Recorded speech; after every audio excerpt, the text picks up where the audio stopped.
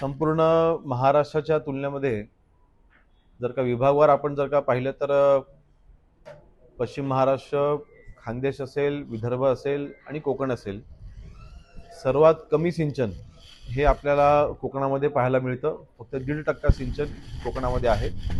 आणि त्या अनुषंगाने कोकणामधील जे रखडलेले प्रकल्प आहेत, विशेषतः जलसंपदा विभागाचे जे रखडलेले प्रकल्प आहेत ते मार्गी लागले पाहिजेत. ह्याकरिता गेली अनेक वर्ष सन्माननीय रामदासभाईंनी संघर्ष केला आहे. गेली अनेक वर्ष आता मागील 6 वर्ष मी आमदार म्हणून काम करत असताना माझ्या मतदारसंघामध्ये आणि रत्नागिरी जिल्ह्यामधील ह्या जलसंपदाच्या प्रकल्पांना गती मिळावी किंवा त्यांच्या सुपरमा ज्या रखडलेल्या आहेत त्या मिळाव्यात ह्याकरता मी विशेष प्रयत्न करत होतो. आणि या सर्वांचा पाठपुरावा करत असताना आज अतिशय आनंदाची बातमी आहे. महाराष्ट्र राज्याचे मुख्यमंत्री माननीय देवेंद्र फडणवीस साहेब असतील, उपमुख्यमंत्री माननीय एकनाथ शिंदे साहेब असतील, दोघांची मनापासून आभार मानतो.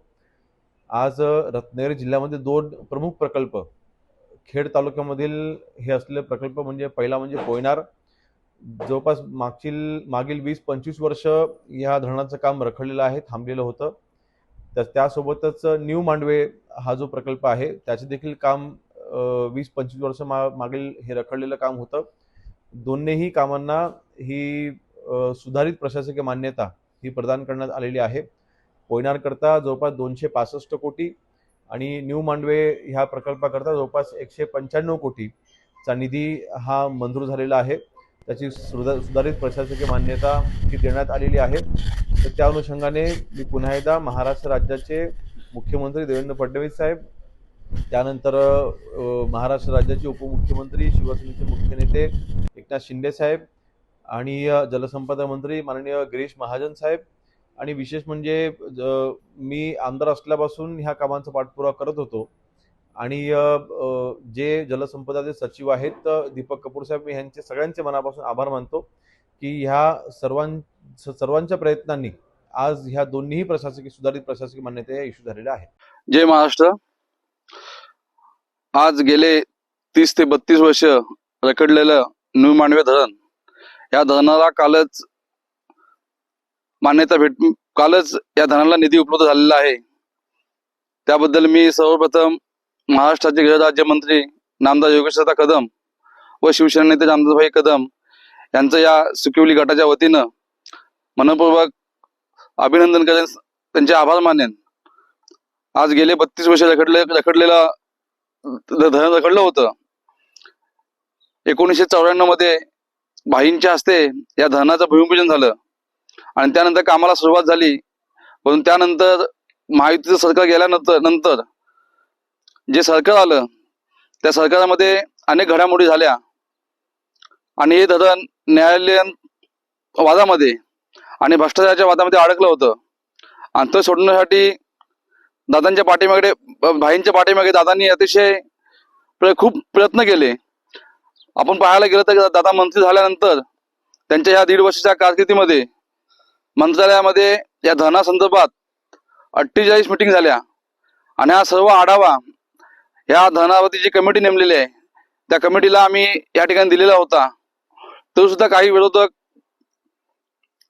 दादांवर टीका करायचं काम त्यांचं चालू होतं की त्यांना वाटत होतं की या धरणाला निधी उपलब्ध होणार नाही.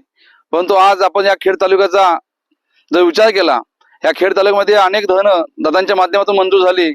एक शिवतर धरण असेल, आंबवली असेल, वडगाव असेल, तिन्ही धरणाची कामं अतिशय चांगल्या पद्धतीने या ठिकाणी चालू आहेत. शिवतर धरण तर फक्त 2 वर्षामध्ये पूर्ण झालं. त्या ठिकाणी ह्या वर्षी पाणी सुद्धा साठलेलं आहे. अतिशय चांगलं कार्य चांगलं काम दादांच्या माध्यमातून होतंय. पण हे धरण असेल अथवा पळणा धरण असेल, हे दोन्ही धरणं या न्यायालयीन कक्षामध्ये अडकल्यामुळं, त्यामध्ये भ्रष्टाचाराच्या वादामध्ये अडकल्यामुळं थोडी ती रखडलेली होती. परंतु संपूर्ण आता वाद तो बाजूला सारून या ठिकाणी अतिशय चांगला निर्णय महायुतीच्या सरकारने घेतलेला आहे. महाराष्ट्राचे मुख्यमंत्री असतील, उपमुख्यमंत्री असतील, यांनी अतिशय चांगला निर्णय घेऊन आमच्या योगेश दादांनी केलेल्या मागणीला या ठिकाणी या ठिकाणी यश आलेलं आहे. आणि या ठिकाणी आपल्या धरणाचं काम या ठिकाणी मंजूर झालेलं आहे आणि येत्या काही दिवसामध्येच या धरणाचं काम चालू होईल. आणि या खालच्या बाजूला 5 गाव आहेत. फक्त 5 गावांना फायदा होणार नाही, या आमच्या सुकुली गटातील सर्वच गावांना फायदा होणार आहे. हा पाण्याचा प्रश्न सर्वांना निकाल लागणार आहे.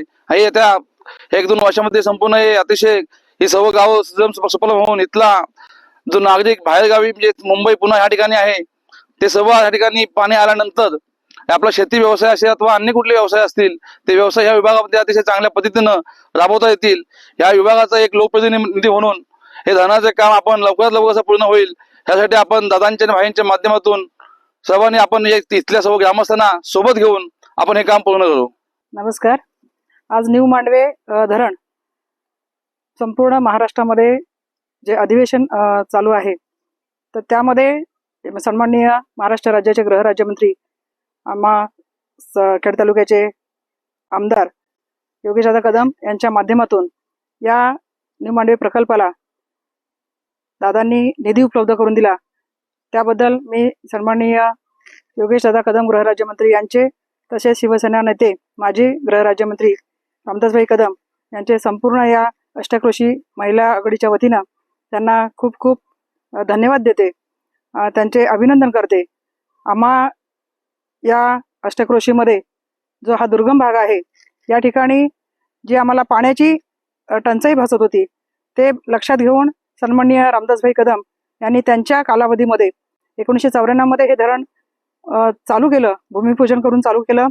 परंतु मधल्या काळामध्ये काम थांबलं होतं आणि त्याची पूर्तता पुन्हा एकदा माननीय भाईंचे सुपुत्र महाराष्ट्र राज्याचे गृहराज्यमंत्री यांनी हे काम पुन्हा मंजूर करून घेतलं. सन्माननीय भाईंचं स्वप्न जे आहे ह्या कोकणातील ही जी दुर्गम भागातली गावं आहेत ती ओलिताखाली आली पाहिजे, संपूर्ण जमीन ही सुपीक झाली पाहिजे. मुंबईचा पुण्याचा सगळे तरुण पुन्हा एकदा गावामध्ये येऊन ही सगळी जागा ओलिताखाली आणून शेती केली पाहिजे. हे जे स्वप्न आहे ते स्वप्न पूर्णाचं काम योगेश दादांच्या माध्यमातून होत आहे. खरोखरच संपूर्ण ही परिसरातील ही सगळी जनता जेवढे आभार भाईंचे आणि दादांचे मानावे तेवढे कमी आहेत.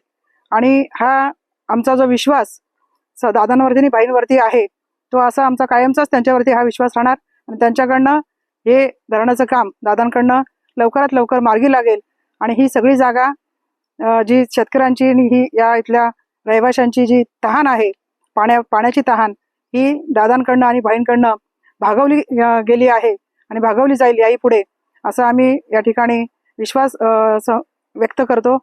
जय हिंद, जय महाराष्ट्र. नमस्कार. न्यू मांडवे प्रकल्प जवळजवळ 94 पासून आपण सर्व पाहत आलोय. जेव्हा 94ला भाईनी या प्रकल्पाचा नारळ फोडला त्याचा साक्षीदार आम्ही आहोत. तिथपासून भाईंच्या राजकीर्तीमध्ये भाई असताना काही कामकाज या धरणाचा चालू होता. त्याच्या मध्यंतरी त्या धरणाचा काम एवढा डबघाईस गेला तर म्हणजे आम्ही या विभागाने अष्टकृषींनी नवे तर हा विभाग आम्ही स्वप्न पाहिली होती. आज आम्ही या धरणाचा पाणी पिऊ, उद्या पिऊ एवढं करत असता आज आमच्या या विभागातली जी तरुण मंडळी ऑटोमॅटिक हा कंडिशन बघून इथून सेल ठिकाणी निघून गेली. का तर आम्हाला जिथं पिया पाणी नाही तर त्याने आपल्या मुलाबाळांचा विचार करायच्या मग तरुण मंडळी इथून गेली. खरंच आम्ही स्वप्न आज एवढे वर्ष पाहत आहोत. आम्ही बघतो आज पाणी मिळेल, आज धरण होईल, उद्या होईल. भाईने प्रयत्न केल्याच्या नंतर पण खरंच आज योगेश दादांनी आज ह्या धरणाचा एवढा सर्व गोष्टी करून आज आम्हा सर्वांना एवढी खुश केले. तर खरंच आम्ही अजून अनेक वर्ष म्हणत होतो ते म्हणतात ना घरट पाणी उशाला आणि कोरड घशाला. आम्ही स्वप्न पाहता थकलो आम्ही, परंतु ती आमची स्वप्न योगेश दादांनी आजला जवळजवळ 195 कोटी हे उपलब्ध करून आज खरंच त्यांनी आमची जी स्वप्न होती, आमच्या मुलाबाळांची स्वप्न होती ती खरंच आज त्यांनी योगेश दादांनी मार्गी लावली. आज खरंच आम्ही त्यांना एकदम धन्यवाद देतो आणि इथं थांबतो. अच्छा. आलो मी शेतकरी म्हणून मी इथे आलेला आहे. मी शकापूर हे गावचा आहे. मी हा धरण जेव्हा नारळ फुटला त्यापासून मी या ठिकाणी आहे. बाईंच्या हस्ते हा नारळ फुटला. त्यापासून मी हे धरण होते की बाबा धरण होतोय, चांगली गोष्ट आहे, आमचा पाण्याचा प्रश्न सुटेल. असं करतं करतं काही वर्षे गेली आणि 75-80% काम झालं. आम्हाला वाटलं खरंच हे धरण आता लवकरच होईल, पण काही कारणामुळे ते धरण थोडं रखडलं गेलं. काही मशिनरी यायच्यात, काही यायच्यात फोकलन यायचे, JCB यायच्यात. हे फक्त लाल माती काढायचे. लघु पाटबंधारे आणि कोण असतील त्यांचे ठेकेदार ते फक्त लाल माती करून हप्ते घेऊन जायचं. असं करून करून एक 10, 15, 20 वर्ष गेली. या धरणाचा ठाव ठिकाणा लागेल नाही. पण एक देव ज्याने आम्ही त्यांना देव मानतो म्हणजे दादा योगेशभाई, दादा आमचे योगेश दादा, त्यांनी हे काम हातात घेऊन त्यांनी आम्हाला आश्वासन दिलं. प्रत्येक मीटिंग मध्ये दौऱ्याला यायचे तर आश्वासन द्यायचं की हे धरणाचं काम मी तुम्हाला पूर्ण करून देईन, मी तुमचा पाण्याचा प्रश्न सोडून. खरंच आज त्यांना देवता मानावा लागेल. त्याने आज आम्हाला समजला की दादाने हे आज 1,95,2 कोटी काय रक्कम आणलेली, 195 कोटी काहीतरी रक्कम आणलेली आहे. हे ऐकूनच आम्हाला थोडा समाधान झाला की आता हे धरण आमचं पूर्ण होणार. असं आजच सकाळी आम्हाला समजला की हे बाबा मंजूर झालेले आहेत. तेव्हा आम्ही जितकं धन्यवाद देऊ दादांना तेवढं कमीच आहे. परंतु हे दादांनी केले, हे चांगलं केलं आणि आमच्या गरिबांचा हे शेतकऱ्यांचा प्रश्न सोडवला. जय महाराष्ट्र. मी आजचा ह्या सिंगरी गावचा नागरिक असून हे जे न्यू माळवा प्रकल्प जे धरण आहे ते 16 नोव्हेंबर 1994ला जे भूमिपूजन झालं आणि ते काम रामदासभाई यांच्या माध्यमातून चालू झालं. परंतु ते काम करता करता युती सरकारने चांगल्या पद्धतीने जोर लावला होता कामाला. 5 वर्षात पूर्ण होईल असं वाटत होतं धरण. परंतु मधली जी आलेली सरकार आहेत त्यांनी ती काम काही राजकारण झालं असेल त्याच्यामुळे हे एवढे वर्ष गेलेत आणि करता करताला आता जवळजवळ 30-32 वर्ष होत आहेत.